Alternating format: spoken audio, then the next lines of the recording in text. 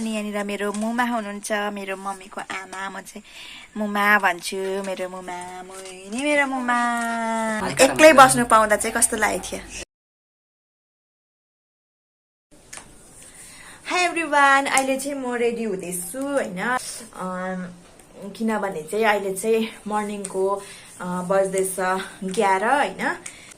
अनि रेडी चाहिँ म किन भएको भने चाहिँ म चाहिँ आज जाँदैछु घर माइता घर मेरो माइता घर हैन अनि माइता घर गएर हैन आजदेखिको सिलगढी आएकोसम्म म चाहिँ भिडियो एकैचोटी लगाउने छु गाइज हैन म वहाँ गएर के गरे वहाँ गएर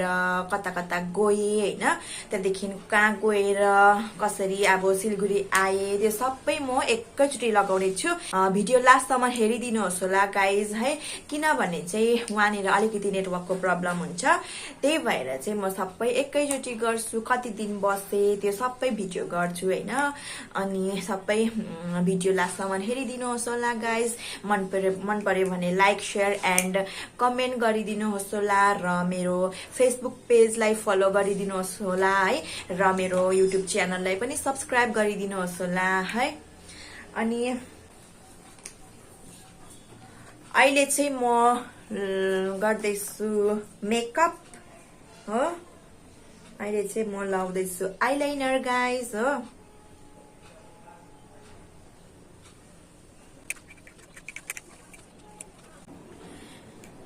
गाइज म र मेरो छोरा मात्रै जाँदैछु हैन मेरो हस्बेन्डको चाहिँ ड्युटी छुट्टी छैन हैन त्यही भएर चाहिँ म अहिले चाहिँ म र मेरो छोरा जाँदैछु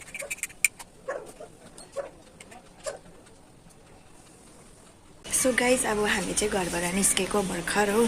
अहिले 1 बज्न आँटेको छ 1 बजे गाडी आउँछ यहाँनिर हैन अनि हामी जाँदैछु हामी चाहिँ हो भर्खर निस्केको सो गाइज तपाईहरुलाई थाहै छ म चाहिँ माइता घरमा छु हैन हिजो आको म चाहिँ हैन हिजो चाहिँ म अलिक ढिलो आइपुगे घरमा आउँदा ढिलो भयो अनि रात पनि परिसकेको थियो र पानी पनि पर्दै थियो त्यसैकारण मैले हिजो भिडियो गर्नु पाइनँ गाइज हो आज चाहिँ हो नेक्स्ट डे हैन अनि नेक्स्ट डेमा चाहिँ म घरमा यहाँ के गर्दैछु भने मम्मी र बाबा पनि हुनुहुन्न मम्मी र बाबा चाहिँ केही कामको लागि चाहिँ बाहिर जानु भएको छ हो मेरो बाबु चाहिँ यहाँनिर छ हो बाबु हेलो भनिदेऊ हाई भनिदेऊ अनि बाबु यहाँ खेल्दैछ अनि यहाँ चाहिँ छ मेरो बहिनी हैन बहिनी छ बाबुसँग खेल्दैछ बाबु जत्रै भइरहेको छ यहाँ बाबुसँग खेल्दा खेल्दा बाबु जत्रै भएछ तेरो हाइट देखाइदे न तेरो हाइट देखाइदे ए बहिनी चाहिँ यहाँ छ हो म भन्दा अलिकति बेसी छ हाइट यति नै बेसी छ हो जुत्ता लगाऊ ल त्यहाँदेखि हिँड्नु पर्छ जुम डोली गर्नु देऊ खुट्टा देऊ भेरी गुड आन्टी र छोरा चाहिँ यहाँ के गर्दैछ ए आन्टीले जुत्ता लगाइदिनु हुँदै रहेछ छोराको छोरा फेरि आन्टी देखेपछि सानो खुसी हुँदैन छोरा गाइस बाटो चाहिँ यस्तो छ हो ए साइडमा जंगल घरहरू छ हैन बीचमा चाहिँ यसरी बाटो छ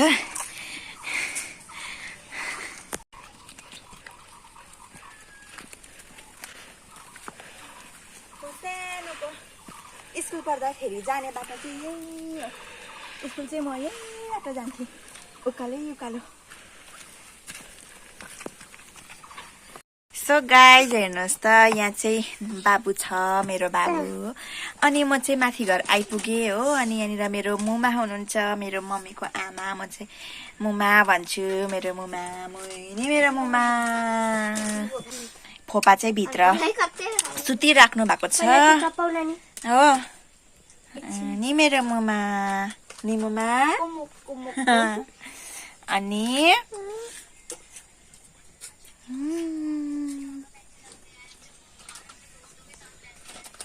फोपा पनि उठेर आउनु भएछ हो यहाँ हुनुहुन्छ फोपा चाहिँ फोपा मेरो फोपा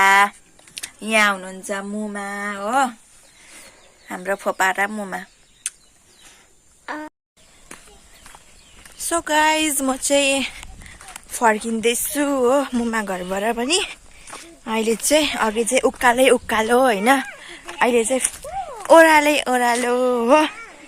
यस्तै छ गाइज आजको दिन पनि यसरी नै बित्यो होइन अनि फेरि भोलि के गर्छु त्यो सबै देखाउने छु होइन कहिले यहाँबाट होइन म कहाँ जान्छु कता कता जान्छु के गर्छु सबै भिडियो आउने छ र हेरिदिनुहोस् होला भिडियो लास्टसम्म है गाइज हाई एभ्रिवान सो आज चाहिँ माइत आएको दिन पनि 10 दिन भयो 10 दिनमा चाहिँ म जाँदैछु रेडी भएर होइन यो बाटोमा छु हाम्रो बाटो पनि यस्तो छ होइन गाउँघरको यस्तै हुन्छ अनि नानी चाहिँ बाबाले बोकेर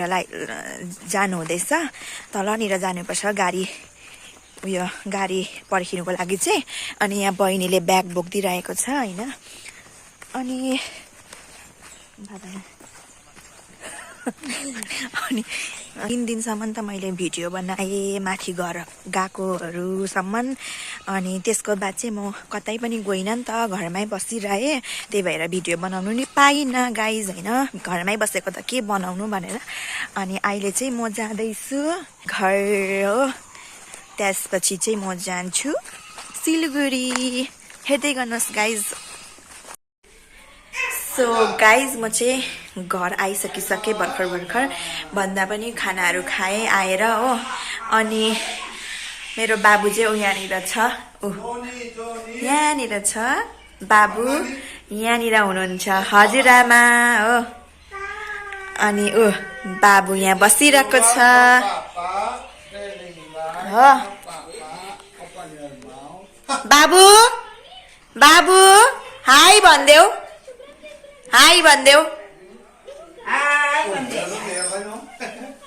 छिटो हाई भनिदेऊ भन्दैन के गरेको खेलिरहेको छ सो गाइज म चाहिँ यहाँनिर गाडी पर्खिरहेको छु होइन अनि यसरी गाडी पर्खिरहेको छु म चाहिँ अब चाहिँ सिलगढी जाँदैछु वापस नानी चाहिँ यहाँनिर छ बाबाले बोकिराख्नु भएको छ होइन गाडीमा चढिसक्यौँ हामी चाहिँ नि बाबु सो गाइज म चाहिँ भर्खरै आइपुगेँ हो यहाँ छ यी मेरो बेबी आउने बित्तिकै काम गर्दैछ मेरो बेबीले चाहिँ मेरो हस्बेन्डलाई पनि भेटे होइन कस्तो लाग्यो तपाईँलाई धेरै दिन बाद 10-12 दिन बाद खुसी लाग्यो मलाई एक्लै बस्नु पाउँदा चाहिँ कस्तो लागेको थियो साह्रो पर्दो रहेछ नि खानाको टुङ्गा छैन हो ए अन्त पुरा गरम रहेछ है सिलगढीमा त पुरा गरम रहेछ गाइज हो अब मेरो यो ट्राभलिङको भिडियो पनि म यहीँनिर एन्ड गर्दैछु guys please like share and comment अनि मेरो युट्युब च्यानललाई पनि सब्स्क्राइब गरिदिनुहोस् र मेरो फेसबुक पेजलाई पनि फलो गरिदिनुहोस् है so thank you so much for watching my video by